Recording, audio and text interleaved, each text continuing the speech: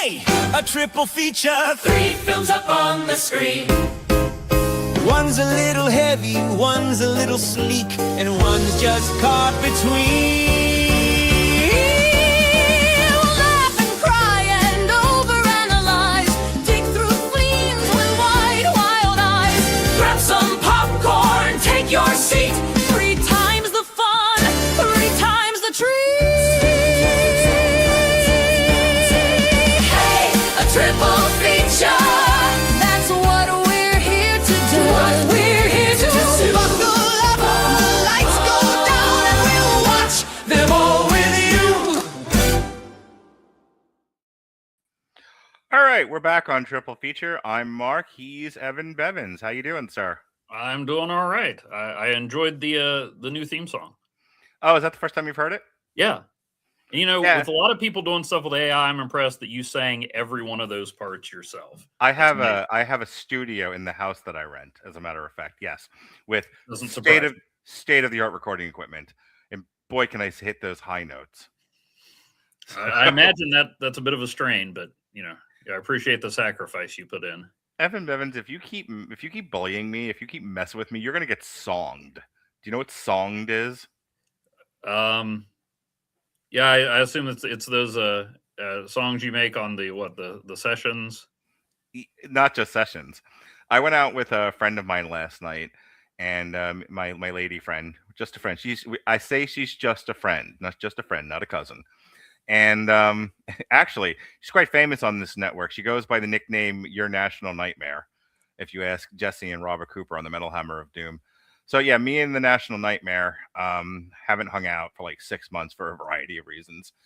And I took her out for her birthday.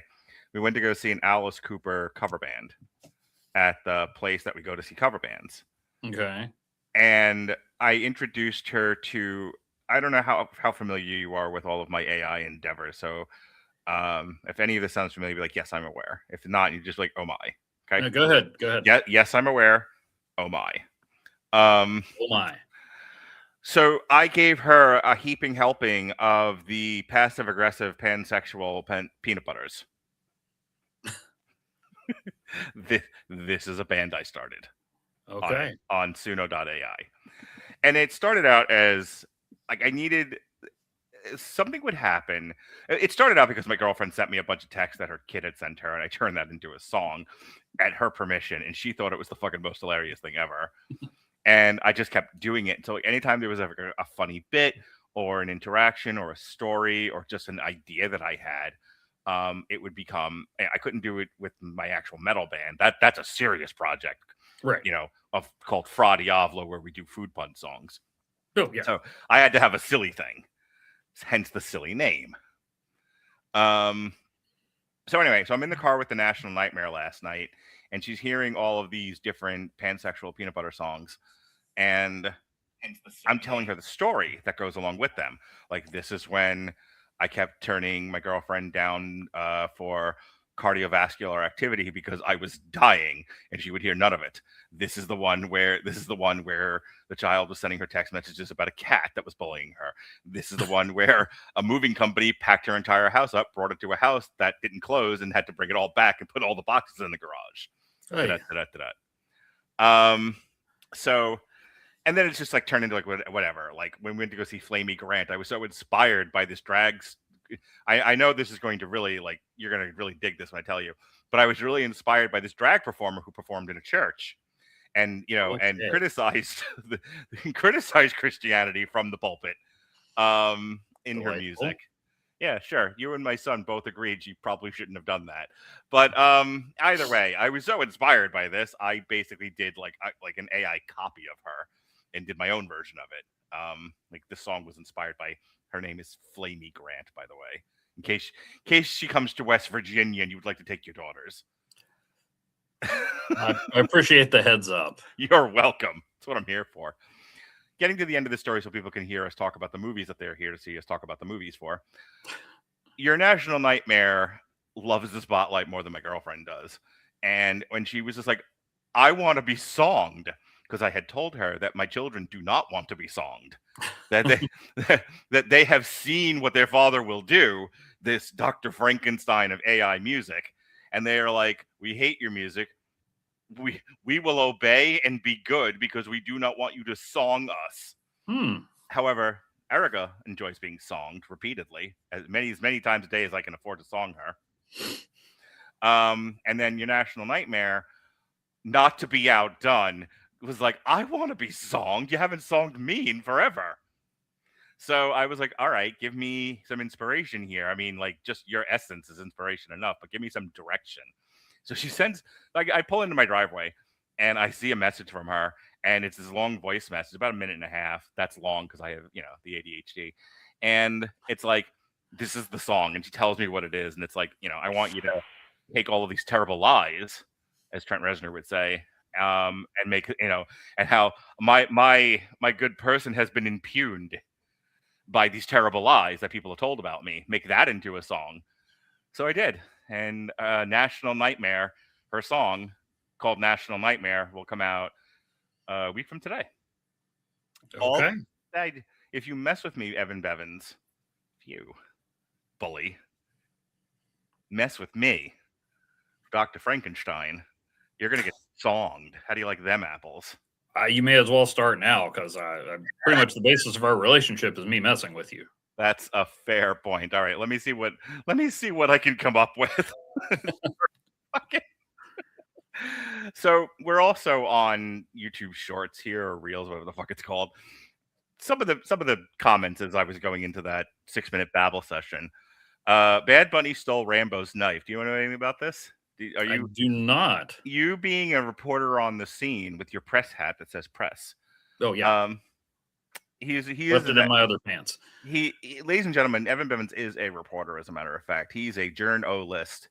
So, do you know anything about this? Has your editor sent you on the case of Bad Bunny stealing Rambo's knife? No, we have not. I think we asked a poll question about whether people enjoyed his performance, but that was about it. Did the locals of West Virginia enjoy Bad Bunny in his garbage Spanish? I mean, some people did, some people didn't. I didn't, but the last time I enjoyed a Super Bowl halftime performance was Tom Petty and the Heartbreakers, so it had nothing to do with his language or production or anything else. I was going to guess Paul McCartney and Wings. No, I mean, I do love me some Tim Daly and Steven Weber and Thomas Hayden Church, but Crystal Bernard too. So we have this person in here who I didn't want to deal with this while I was talking, but I hope you guys achieve your guys' dreams. I hope you achieve your dreams, Evan Bevins, of breaking that story, turning back the hands of time that Jason Blair turned forward. Jason Blair, burning down the Masses house. Do you know it? No. New York Times reporter, made up a bunch of stuff, wrote a book, and then that guy wrote a book about it. Yeah. It's like my favorite journalism loses faith story ever. Yeah. I don't make stuff up for the newspaper. That's good. You have integrity, Evan Bevins. Maybe that's how I'll song you. Evan Bevins is the integrity man. It's just you like this big eye. I try. Hey, Evan, would you like to talk about movies now? I would like to talk about movies, although I'm going to be honest, I thought today was the Robert Townsend triple feature, so I'm going to be winging it a little. He lies, ladies and gentlemen. Yeah. He lies. He does this to raise my blood pressure. Integrity. It's not a lie if it's for comedy. Alrighty, we're talking comic book adjacent movies. That's why we're doing a triple feature and not our usual comic stripped. So on this triple feature, we're looking at 3 comic adjacent films, projects either adapted from graphic novels or conceived in that visual language. Oblivion, SnowPiercer, and The Fountain, each exploring memory, identity, and survival inside closed systems. Oblivion, directed by, he's doing a Star Wars, Mr. Top Gun Maverick, Joseph Kosinski, and based on his unpublished graphic novel, follows Jack Harper, a drone repair technician stationed on a post-apocalyptic Earth after a war with the alien Scavs. This is played by Tom Cruise, by the way. As he services automated defense machines from a sleek sky tower, he begins recovering fragmented memories that contradict the official narrative. A crash survivor and a band of human rebels force him to confront the truth.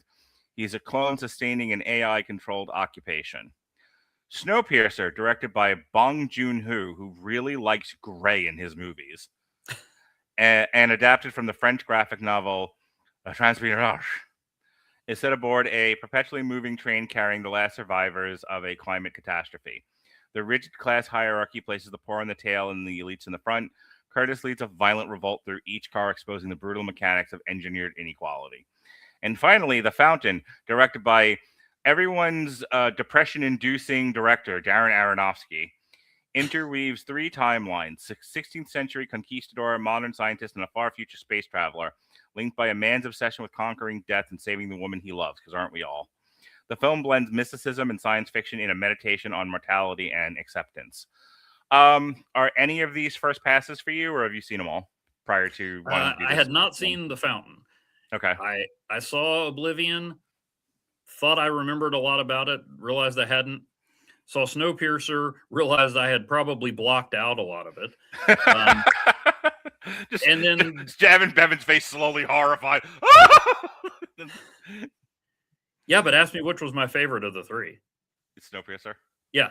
Yeah, figures. Is it the eating babies monologue? So I have movie? I have an anecdote about baby eating. Do you really? Have you been reading the Epstein files? No, but I did read a lot of What If Volume 2 from Marvel. That's a lot of baby eating in it, doesn't? Just the one. Okay. But there was an issue called What If the X-Men Lost Inferno? And at one point, Wolverine's possessed by a demon, eats a baby. Mostly off panel, thankfully. Sure. But I mean, I read those comics a lot, and one day I just get, and now you know me, I'm a comic collector. I got them bagged and boarded, even the ones that aren't worth anything.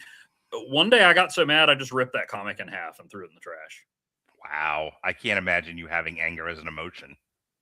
Oh yeah, no, it happens, but yeah, ripped it right in half. My God, that's practically a domestic violence, by your standard. And had you ever Mark, seen this? I'm going to stake out the controversial position that I am and always have been against baby eating. Good. It's wrong. Hot take, Evan Bevins. No baby eating. That's right. Anyway, and then you've never seen The Fountain until today. Yes, that is correct. Okay. I've never seen call it the Tree of Life. I have never seen any of these. I've been told to see I have been told I should watch Snowpiercer a zillion times by people, and I'm at this point after this and Mickey 17 probably will never watch another Bong Joon bongos Sheldon played bongos movie ever again.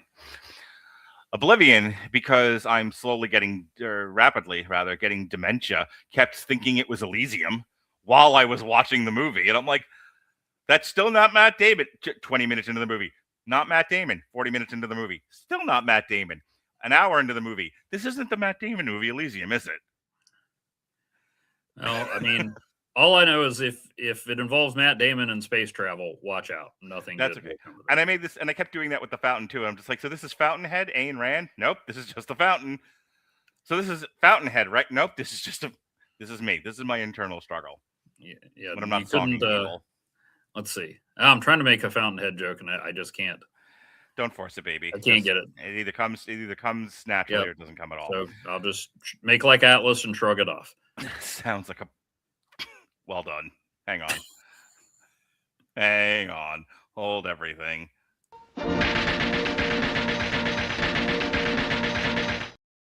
This is a very smart joke, Mr. Bevins. Is that your seal of approval? It certainly is, Ollie. All right. Let's get into Oblivion. So, what did you think of this movie with Tom Cruise? Let's see. Well, the first time I saw it, I liked it. Going back into it, I was like, wait a minute. I remember some about this. I think there's a clone now. I feel like it's good. I thought it was going to be one of those movies that I didn't really like the second time around, because once the surprise was gone, that was it. But I found myself enjoying it again. I mean, the thing that struck me is we can add to the list of things that will survive the apocalypse: Twinkies, cockroaches, and corporate speak. which led me to the question I should have asked you at the start of this, Mark. Are we an effective team? We are quite an effective team, depending on what what is to be achieved. Let me tell you, Oblivion's okay. Like it's really weird. Like this is okay. I kind of hate Snowpiercer, and The Fountain. It was an obligation. I got through it. It's not bad. It's not good. It's not even okay. It's just there. Good night, everybody. But to hear my actual like craft review of Oblivion, I remember doing notes for this while I was watching it, with ChatGPT, just whatever thoughts I have while I'm watching this. And my first thought was, I can understand now why they gave him the job at Paramount to direct Top Gun Maverick. Like Oblivion is absolutely his like audition tape to do a Top Gun Maverick movie, because there's a scene towards like the middle end of the movie where they're doing like a trench run. Oh yeah. And they do a trench run in Top Gun Maverick, and that's part of the reason why everyone's like he's doing the Star Wars, because fucking trench run. So Joseph Kosinski, very fucking, very predictable in like how he does things. I also noticed how clean and sterile Oblivion is in aesthetic. It's a lot of like white, off-white, gray. Both this and Snowpiercer are very gray movies, and I understand the necessity of it for the story that they're trying to tell, but it's boring for me to watch. I know this is where some of my personal critics and friends who are critics will say, you like the jingling keys and the flashing colors. Yes, so do most humans. There's a reason why this is effective. But it's not that I won't like a movie that is sterile in aesthetic, but or like I said, like mono colored. But like for this one, it was just grays on top of grays on top of grays, and then so I'm not interested in what I'm looking at.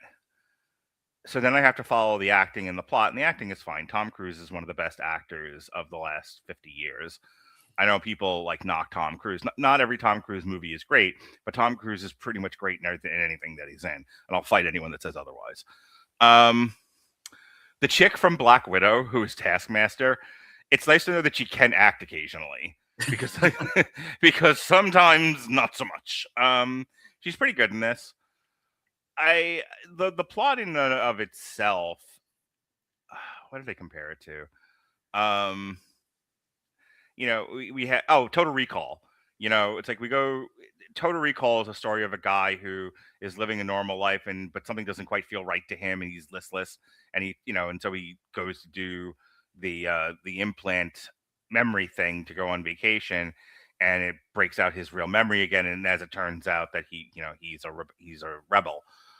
Kind of the same thing here. You have a listless Tom Cruise. He doesn't quite know why he's listless. He's just doing a job. And then suddenly he realizes he's part of like a bigger conspiracy than there really is. So I was getting a lot of Total Recall vibes from this. And I was like, this just makes me want to watch Total Recall again. The Schwarzenegger version. I have never seen the second one. The remake. But those are some of my thoughts. I'm going to let you react to that. I got Vanilla Sky vibes. And maybe it's just because of Tom Cruise, but I was like, wait a minute, he's clearly you've seen Vanilla Sky then, because I haven't. So explain. Okay. Yeah, well, I mean, it's he's living a life that he thinks he understands, but occasionally imagines a different woman there. Mm-hmm. So I did not notice the gray color palette. I apologize for that. But yeah, I was just looking at it. Like I said, I was looking at it from the perspective of, am I going to be surprised? Am I going to be interested in it this time around? Because like I knew most of what wasn't real, and I'm like, well, I know Morgan Freeman's in it, and I know he's not an alien. Then I watched the trailer, and I'm like, oh, I knew all of that going in. So can't really complain about that. I mean, sometimes there's movies where once the twist is revealed, if you go back and watch it, that's it. The surprise was all it had.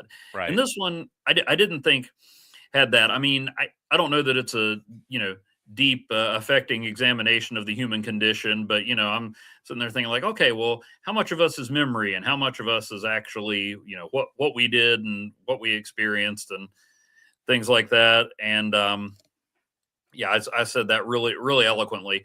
It's also a little disheartening. You know, we have all these apocalyptic fantasies, and there are some people out there who are like, you know, if the world went to crap, I'd be in good shape. I've got all my supplies in the basement. I would rule. And it's a little disappointing. Like, everybody on Earth's dead, but you still have a job where corporate gives you platitudes and tells you to do stuff whether you understand it or not. So that's almost scarier than the you know, there's no humanity left on the planet. But you're still a corporate drone fixing corporate drones. So, but I did. Whoever is bothering you to fuck off, please. You're in the middle of a show. Okay, my bad. Let me see if I can turn off my my notifications. This is our time, Evan. Okay. Sorry I've about advertised that. the show all week as I'm spending Valentine's Day with my real sweetie, Evan Bevins. Oh wow, I missed that. I feel so special. You should. I might do taxes. My after girlfriend left the house because she didn't want to interfere with our time. That's Oh well, that's thoughtful. It didn't have anybody to leave the house, but the cats are staying If you're away. willing to wait, I can send her to West Virginia to go buy you lunch as well. Oh wow, okay. You could just Venmo me. I mean, I hate for you to All right. no offense to her. I just hate for you to, you know, spend, you know, money for the gas and everything. Sure. But anyway, okay, so I got sidetracked on small details. For instance, I found myself thinking way too much about why was Vika so dressed up to just talk to her husband or boyfriend on the phone and Zoom with their manager. I got one for you. Why this far in the future do Southern accents exist? Hey, Tom Cruise, I'm Melissa Leo doing a really bad Southern impression. Well, that's because the aliens copied it from Sally at Mission Control. Oh, okay. Back when we still had a South? Yes. Okay. Correct. It also bothered me that he was talking about the last football game played and that it was in May. Unless it was the United Football League, which I guess it was. Maybe it was the XFL. Who knows? Yeah, there you go. And the aliens saw "He Hate Me" on the back of the guy's jersey and were like, "Nope, take him out. We're done." No, I actually have no problem with "He Hate Me." The XFL lost me when Stone Cold Steve Austin called out Paul Tagliabue during the first game. It's like, you had me at football when I couldn't otherwise watch football. Stop trying to convince me it's better. That's got a new name now, doesn't it? It's like that's the UFL. The Rock brought it back and then they combined it with the USFL. So it's just the UFL, United Football League. It is that is the United Football League. Okay, got it. So anyway, so I mean, overall, I enjoyed it, even though I knew most of what the mystery was. You know, like I said, it didn't make me recontemplate the facets of human existence, but it was kind of interesting thinking about, like, okay, well, so is it really him if he has all the memories coming back, but we know he's a clone? Because at the end, when Jack 52 comes in and he's like, "Oh yeah, I'm a dad now," and I'm like, but you're not really. So it also. No, never mind. Well, yeah, I was wondering. I'm like, wait, so one interlude with Olga Kurylenko, and he, you know, continues the species, but he'd been living on repeat with Vika for all that time. So then I said, well, maybe the aliens made him sterile. Then I'm like, but why just him? And then I realized that has nothing to do with the story at all. And Mark's face is going to glaze over, kind of like it is right now, if I talk about that on the show. I don't know. I found it interesting. It's the kind of movie like I'd put on in the background or whatever. Like, it's not the best post-apocalyptic mystery, but I didn't really have a lot of complaints. Yeah, I mean, this triple feature was me going through the list of comic books and seeing that these don't really have, like, or in the case of Snowpiercer, it's a French one, which we're not going to read because neither one of us speak French, but and I don't know if there's an English translation. It wasn't worth trying to do it for our trial. Oui. Sacre bleu. Okay, okay, Frenchie. But yeah, we kind of threw these together because they're all three comic book adjacent. I think what I had read was Joseph Kosinski basically partnered with Radical Comics and had and started working on the comic, and when he had just enough to do a pitch, he ran to whatever studio he brought this to, and it was his pitch kit, and the comic book never came out. Well, I actually did look that up. I did some research. Well, Radical is also the same company that brought us Hercules, the Thracian Wars that we talked about a while back. Yep. Which, I mean, their basic idea was we'll develop comics until somebody makes them into a movie. And so they were talking with him about it. And they started, let's see, he and Radical began developing his Oblivion story as a sort of hybrid graphic novel. The finished product is a 30,000-word novella by Arvid Nelson with widescreen paintings by Andre Wallen that resembles high-end concept art. This is from an article. Let me give credit where credit is due. From Publishers Weekly. And then they put an ash can together at a comic convention, and there was so much interest in it that they went ahead and sold the rights, and they were like, well, we don't need to bother with the comic. We've got the movie. Now, they were planning to release a graphic novel. I did not check to see if they actually did, but they were planning to release it after the movie came out. No. If there had been, we'd have talked about it. Oh, well, good point. But yeah, so that was the plan, is they kind of developed it like that. And then my impression was, once they found out they could get the movie without the comic book as a middleman, they were like, hey, let's just go from there. Fuck these people. So this was made on a budget of $120 million. It made $287 million. So, pretty fairly profitable.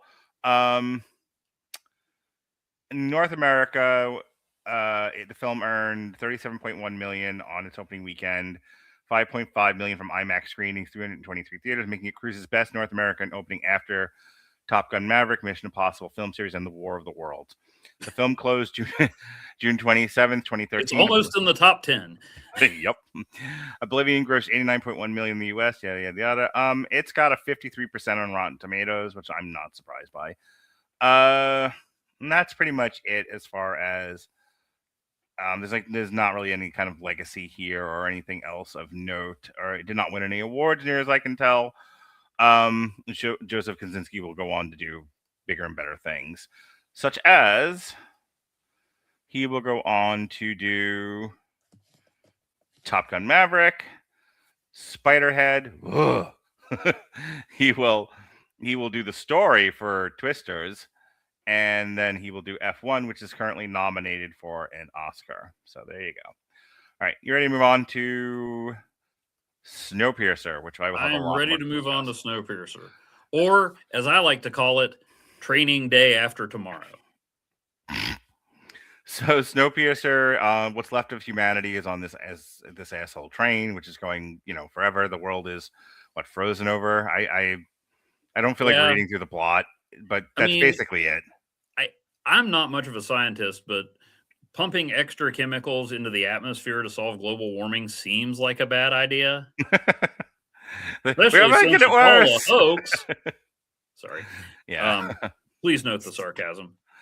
So we have this train, and you have the peons in the back and the elite in the front, and it's a class war movie. And so Chris Evans, auditioning for his role as Captain America, will axe and cut his way and kill through this train, and then he will meet. He's already been Captain America at this point, right? How do you know? Yeah, because it came out in like 2013 or 14, and Avengers came out in 2012. Auditioning to keep his role as Captain America. He almost lost it with that monologue at the end. And the thing about eating babies is, Steve Rogers would not do that. I'll tell you that right now. Yes, this came out in 2013. And it was on a $40 million budget. It made $86.8 million. I'm surprised it made that much. Basically, yeah. So Chris Evans hacks and slashes his way through. This would have been a much better video game. Through this train, he comes across an engineer, and he's like, "Help me get through these doors, and I'll give you drugs," which seems fair to me. He finally makes it to Ed Harris, and Ed Harris is like, "How the fuck else do you expect us to keep order on this stupid train? You know, we have to systemically kill people. We have to have children running the engine because they're the only thing that fit down there, and parts are hard to come by. Thinking as the world is dead. You know, like, come on, Chris Evans, don't be a putz." And Chris Evans is a putz, and he kills Ed Harris. But this is after they talk about how the world ended, and everyone ended up on this asshole train, and that's when he talks about, like, we started to eat the weak. And the thing I hate about myself the most is I now know that babies taste the best. And I almost turned the movie off. I was like, what the fuck am I watching? I'm not a fan I of was the. I was liking it a lot more up until that point. Yeah, I don't. Wouldn't say I was enjoying, sort of. that I is the kind wrong word. up until that point. I was just like, I know a lot of people like this movie. I'm not taking that joy away from them. This is not my thing. I was kind of in the same category as Oblivion, where, like, all right, I get why people like this. This isn't for me. Oh my god, he's talking about eating a baby. So, and it's a great speech. Don't get me wrong. Chris Evans is a hell of an actor. Didn't get the credit that I think he deserves, actually. But I was just thinking about, like, I You understand can do that all day. He sure can. I understand that people will do terrible things when their life is on the line. They feel like the social contract is gone. The civilizing institutions are gone. People will act like animals, and that would include, and people already do terrible things to children. You know, I don't need to discuss it now, but you know what I'm talking about. Mm-hmm. You know, the children refer to them as PDFs because we live in an idiot time. This is exactly what Orwell warned us about. But enough about newspeak.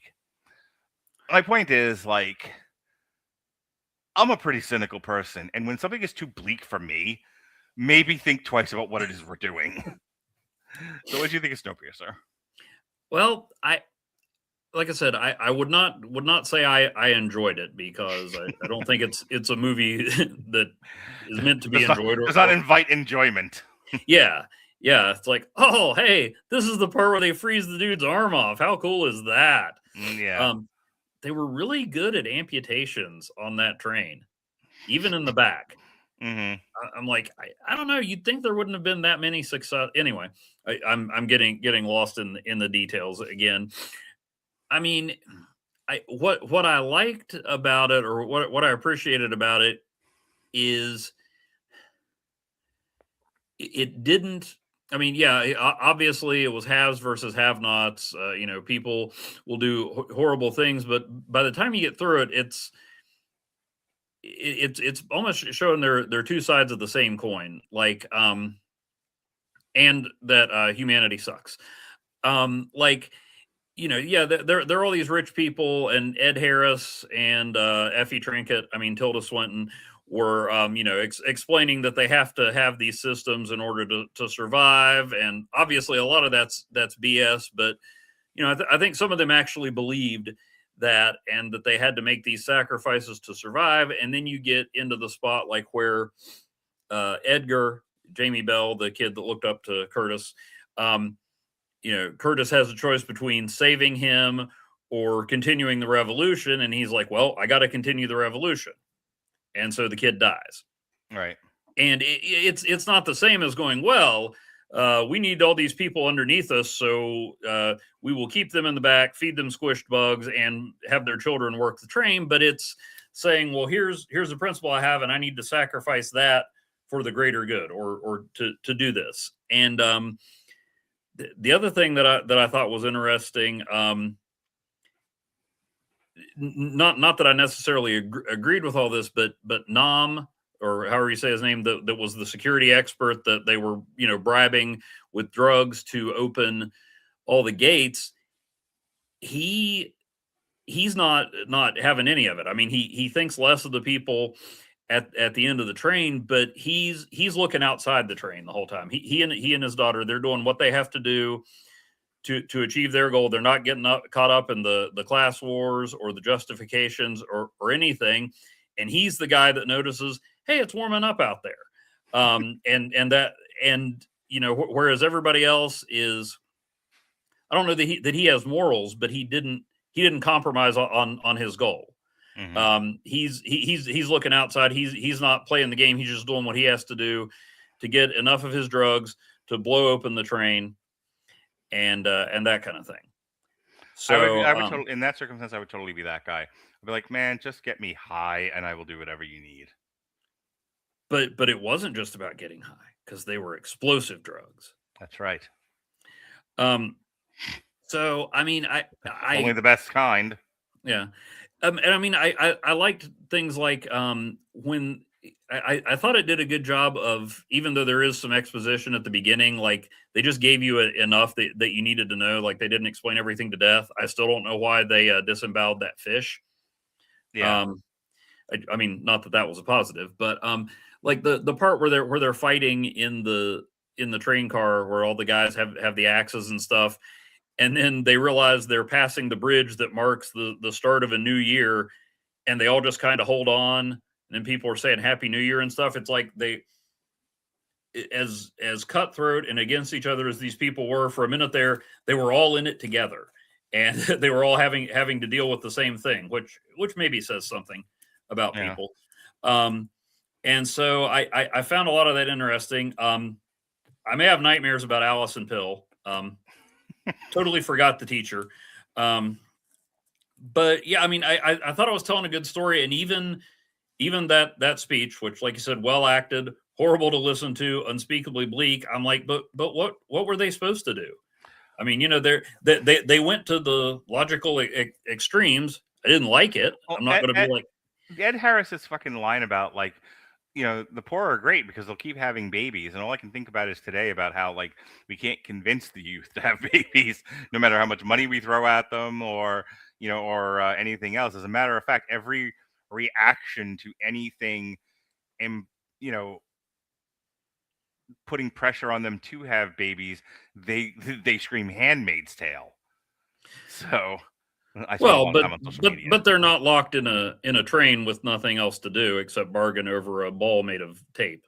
Yeah, I hear you, and I'm willing to accept that this happened. It's just hilarious to me that we're not trapped on a train, and we've hit this place of no one wants to have kids. Like there's population decreases happening all over the world, even in China, where there's where all the people live, because more and more young people don't want to have kids. So the replacement's falling well below where it should be. I'm not going to say anything further than that. Refer to my TikTok for my thoughts on this. I did not know there was going to be math in today's discussion. I'm sorry. That's okay. So my point is, well, I'm willing to accept people fucked because they were bored on a train. I find it hilarious that that's not really the commentary. The commentary is, oh look, when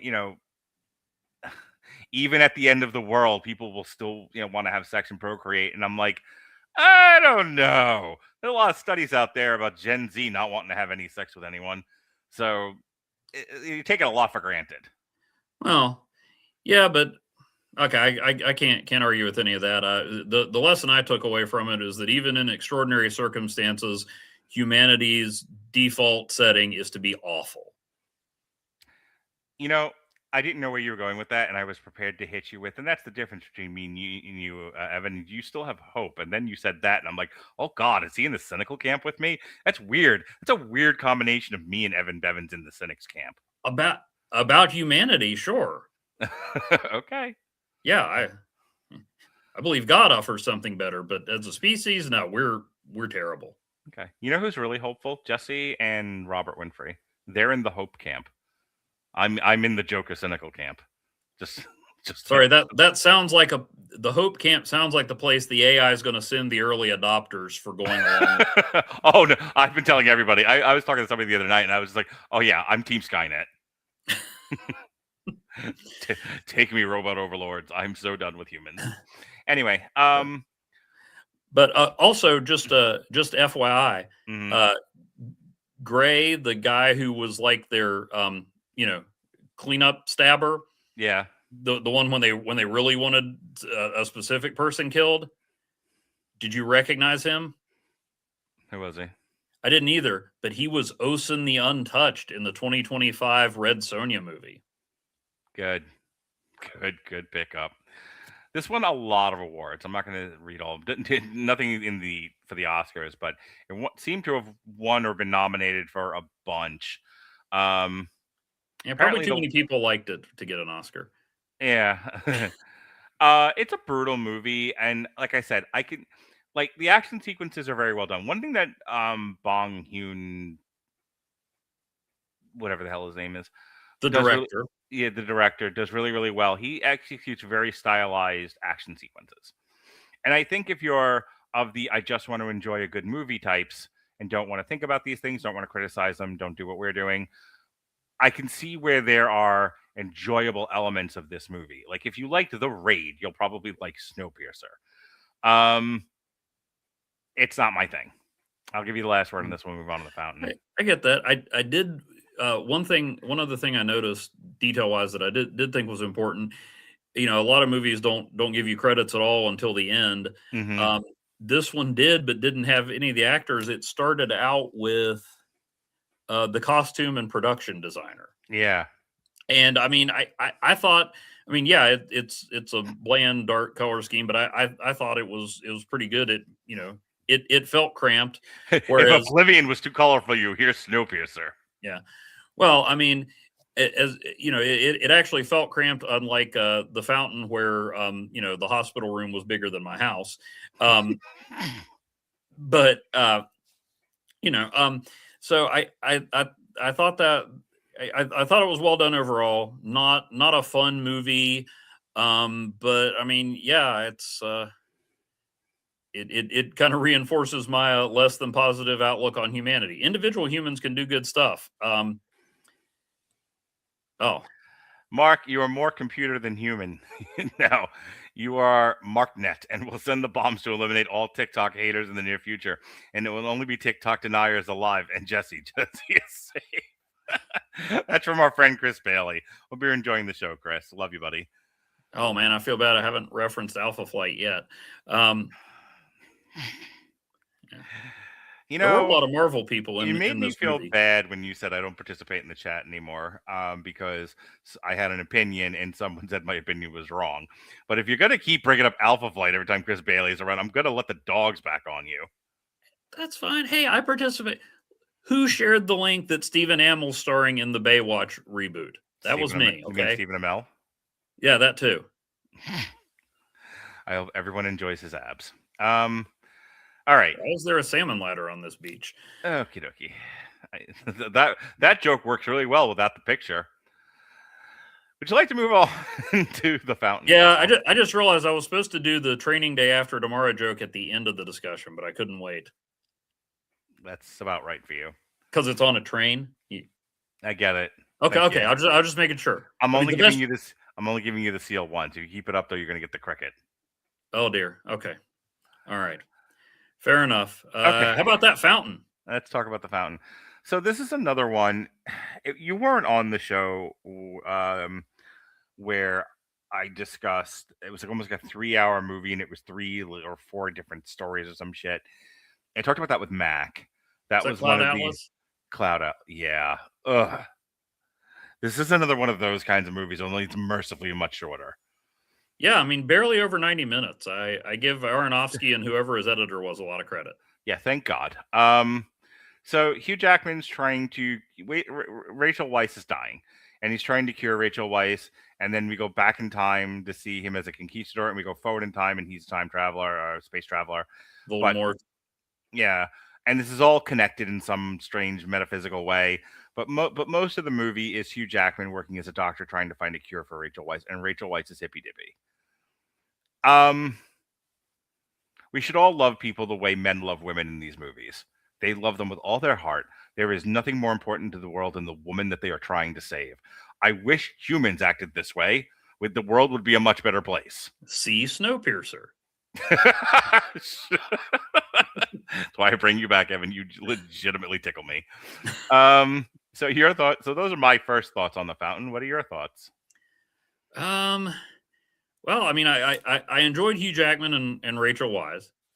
Honestly, I'm not an Aronofsky scholar like you and Jesse, but Sorry.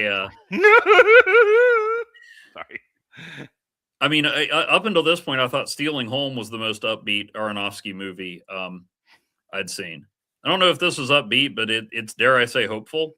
Eventually. I was confused following it, and like I was saying before we went on, I started watching it after working late, and it was not happening. It was not an indictment on the movie, but I was gonna say this does not have a lot of action.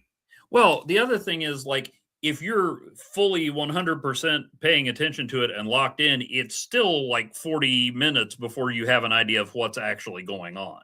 Yeah, I'm having a hard time with these multi-tiered movies where it's 3 movies taking place. It's 3 short films taking place at the same time.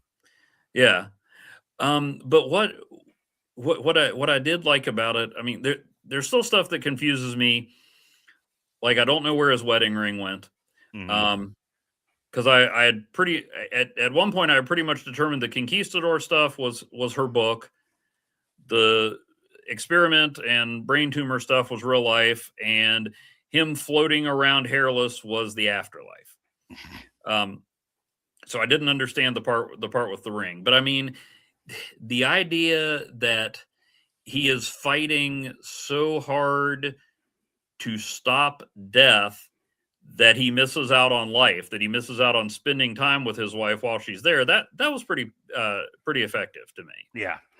Honestly, like, if they had just instead of doing the other 2 elements of this, if they had just done that story between, here we have a man very dedicated to his work. Here we have his hippy dippy wife who, walks barefoot in the rain. And he's like, oh, hippy dippy wife who walks barefoot in the rain, you should not walk barefoot in the rain. They're like, I will, though, because life is short and I'm dumb, and this is the way this is the way we should enjoy things. That's because she was losing her ability to feel heat and cold. Don't ruin my jokes. So, and then there's Hugh Jackman. It's like, oh, I ruined mine. I may as well share. Like, I am a busy businessman, and I am a scientist and a doctor, and the rest of the red hot tabletop clockers, and I think we should be serious people. And they run around and and they pinch each other. That's a much better movie than, like, oh no, she's dying and I can't stop it. And I'm like banging on her like an orangutan, like, come back to me, Rachel Weisz. And then she dies and he's heartbroken. Like, I would rather see that movie than what the other 2 elements of this gave me. Like, let's spend more time with this couple. Why does he love her so much? Because they don't spend enough time. The intense love that he has for her matched with the intense fucking hatred of everybody else around him who he thinks is stopping him from saving his wife. Like, this is what Lucas was going for with Anakin and Padme. It's what it should have looked like instead of the mess we got in Revenge of the Sith. Like, this guy is like, I am going to find the cure for death. Like, I love this line. Death is disease, and diseases have cures. I'm going to find the cure for death, which comes from a very real place. There are actual people who think that way. There is still a lot of science out there dedicated to the idea of we can cure death. Whether it's through, downloading minds into machines or just, getting to a place where we're not treating diseases, but we're curing them. I mean, nobody thought, Dennis Leary was very famous for saying there's no cure for cancer, did an album and everything. And then lo and behold, we have cures for cancer now, to one degree or another. So I'm interested in those ideas. I'm interested in Hugh Jackman's character. I really wish I got more of the relationship between him and Rachel Weisz. I wish I got more of her losing her senses and what that's like, We get that in Novocaine, what it's like to not feel things and how it affects people. It's the whole fucking movie outside of the action sequences. More of that. And then you have a full meaty movie about, this intense love affair between, the Dip and the Doc.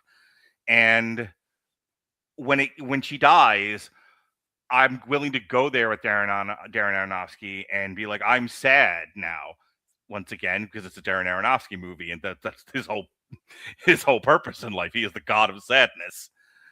I would be willing to go there with him, but because we're distracting with the Conquistador thing, or we're distracting with fucking Hugh Jackman hugging a tree and then turning it into grass, like like Reese Witherspoon turning it into romaine lettuce. Why are we doing this? Why do people keep turning into shrubbery? So At those that are my point, you thoughts just on say the fountain, "Neh." sir. What was that? I said at that point you just say "Neh." Yes. Shrubbery. With Okay. the herring. Your thoughts on the fountain, sir, as we start to close up, because my girlfriend would really like it if I came and eat lunch. Okay. Yeah, I liked it more than I thought it would. I didn't remember what it was supposed to be about, but I was kind of skeptical because I was immediately getting Cloud Atlas vibes. I mean, I didn't think Cloud Atlas was bad. I don't know. It's 3 hours and there's 87 plot lines. Yeah, it's no end game, but so let me see. I mean, I did like, that theme you talked about how he's so desperate to stop death, and then part of the point they were trying to make, I think, was that but death is a part of life. Now I'm not sure that I buy, well, if I die and I'm in the ground and a tree grows there and a bird eats it, I'm part of everything. But it's interesting to think about. Let me see where. Yeah, there were some things that I'm glad they didn't explain everything, but there was some stuff that still. So she was writing about the tree of life. I assume it was the fountain of youth that where the title comes from, and somehow they had some bark like that in the lab that healed the monkey, and all that. But yeah, I got the emotion of the story, as long as I didn't try to figure out what was going on in space. I think it was okay. Eventually, I was like, oh, okay, she's the tree. I don't know a lot about the casting process, but I imagine that this one, when they were auditioning for the lead actress, it was less send us your headshots and more please give us close-ups of your neck hair. This is going to be very important. By the way, how hot and steamy, and no pun intended, was the bit where let us compare men getting in the bathtubs with full clothing on, Man of Steel to the fountain, because it's the same fucking movie. It is the same shot. I honestly forgot about that. I want to know how many more. Can we do a triple feature of just men getting in bathtubs fully clothed with women who are naked? Sure. How many more times are we doing this? You don't like to redo movies. That's true.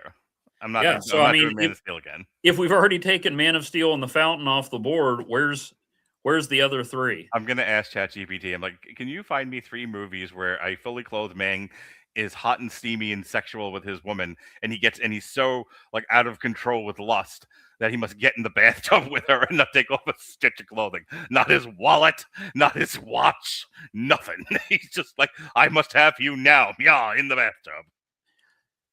There's probably a plot tag for that on IMDb. They get weirdly specific. I'm gonna shoot a movie one day. That's gonna be the entire length of that's gonna be like the entire movie. It's just the build up. Fully Dressed in the Bathtub, a film by Mark Radulich. What are we calling this? Fully Dressed in the Bathtub. Yes. I don't know. It's not as good a title as Training Day After Tomorrow. I'm gonna make a song out of that. Fully Dressed in the Bathtub. It's gonna be the most sensual love song ever done by man, by the passive aggressive pansexual Peanut Butters, and it's gonna be called Fully Dressed in a Bathtub. Okay. Yeah, I agree. There was more they could have done. It would have been an effective movie if it was just about the 2 of them. We didn't talk about the comic book aspect of it. Yeah, go ahead. You take that. You tag in, and then we'll start to close out. So it was based on Aronofsky's original script. So it didn't start as a comic book. It was adapted into a comic book. Mm-hmm. It was illustrated by Kent Williams, published in 2005 by Vertigo Comics. DC this comic actually. See, okay, maybe that, and maybe that's why I kept it in the list here, because it wasn't a published comic that got adapted into a movie. It started out, I think, as a script that was meant to be a comic, became a movie first, and then the comic book was based on the movie. I will I will read you this this quote from an IGN review of it. Hillary Goldstein called the comic a must-have, concluding Aronofsky has succeeded, at least in one medium, of providing an incredible journey of love and loss across the centuries. I think it'd be worth it to read the comic book just to see how it differs from the movie at all. Yeah, yeah. I mean, it made me feel what it was supposed to make me feel. It made me think about what I was supposed to think about. It's not one that I'm going to be, guys, you have got to see The Fountain. Yeah. Okay. Actually, that's the other thing. What I was thinking about during the bathtub scene was, oh my gosh, that's going to ruin the floor. That is going to be, thank goodness he's a doctor. That is going to be such a pain to repair. The fucking sad part is I was thinking the same thing. It's like, oh, that's going to cause damage. Yeah. Get a hold of yourself, man. You have to retile that floor. What about the mold? What about the mold? And that's what these podcasts show, Mark. As different as we are, we found that we have so much in common. Yeah, like we kind of like the passengers on the train in Snowpiercer. Yes, sir. Yes, sir. Because babies do taste the best. Just ask anyone in the Epstein files. Well, folks, the second Epstein file joke is our signal that we are done here, as Evan hangs his head in shame. So, but the Dow's over 50,000. Thank you, Pam. By the way, best performance of anything I've seen, and best fictional performance of anything I've seen in months. Pam Bondi, congressional hearing. Oh my God, I've never seen anything quite as good. But we are going to attempt to see something quite as good next 2 weeks. On the 28th, we will be back on. We'll be doing another triple feature, and this will be the last of our Black History Month shows. And Jason, it was like, what? It's not me. It's not what we're doing. No, Evan Bevins gets to close out Black History Month. We're going to look at Robert Townsend, director extraordinaire. We're going to look at Hollywood Shuffle, the movie that broke him into the mainstream. Then Meteor Man, which I guess was somehow based on a comic book some way. No, Meteor Man was a movie, then a comic. Right. And then that's what I meant to say. And then the 5 Heartbeats instead of BAP. So we'll have to do an on trial for BAP one day. You'll be the only one. I was just thinking, I was like, hey, maybe that would mix it up more. I mean, peek behind the curtain. I was like, Mark, we should do something with Meteor Man. And he says, we're going to have to talk about 2 other movies that have more art and societal issues. Fine. Yeah, I'm a slave to format. So that's going on there. Really quick. Monday we had a lot of triple features in the last little bit. Robert and I reviewed The Rip, The Wrecking Crew, and Roofman, which is basically 3 Damn You Hollywoods condensed into one show. Alexis and I talked about The Muppet Show 2026. I was on the Miguel Connor podcast on Wednesday. Thursday, Black History Month continued as we looked at some old hip-hop movies, Jason and I. Crush Groove, Beat Street, and Disorderlies. Tomorrow, the Metal Hammer of Doom is back. We're going to look at my AI slop record recipes for the damned, Fra Diavolo. It's going to be fantastic. I could talk forever about that stuff. Damn You Hollywood, we're talking Crime 101. Tuesday, Alexis is reviewing Fallout Season 2. Wednesday, I will be reviewing Sports Night Season 2. I have to start watching that with Jesse and Gavin. And then I love Sports Night. I need to go back and listen to your Season 1. Yeah, we were mostly complimentary. And then finally, Jason Teasley and I will be talking some modern Black cinema, The Book of Clarence, The American Society of Magical Negroes, and They Clone Tyrone. Evan Bevins, show us where you pissed from, baby doll. I never know how to react to that. You'd think I would expect it by now. I don't know why you just don't ignore me like everybody else does and just do your plugs. So if you like my ideas but hate the sound of my voice, you can go to *51.blogspot.com. Today, in honor of Valentine's Day, I stepped out of my comfort zone and wrote about a superhero.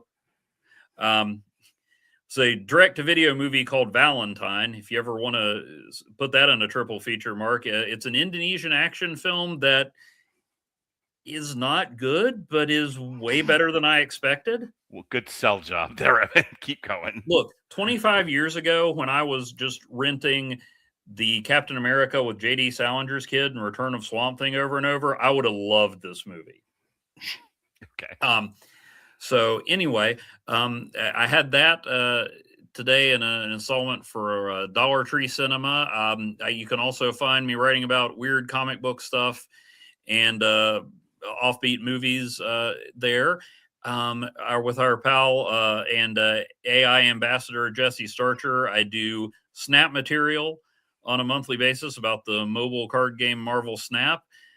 Jesse has me on a few other shows there, and also monthly over on the Magazines and Monsters podcast. Billy D, Ed Moore, and I are working our way through Marvel Fanfare, which awesome. has Spider-Man fighting dinosaurs and a Daredevil Christmas story in the first issue alone. All right, Evan. Always fun to talk to you. My lunch is waiting on me, and more importantly, so is my girlfriend. So, for Evan Bevins, I'm going to go eat a gyro. Be well, be safe, and behave.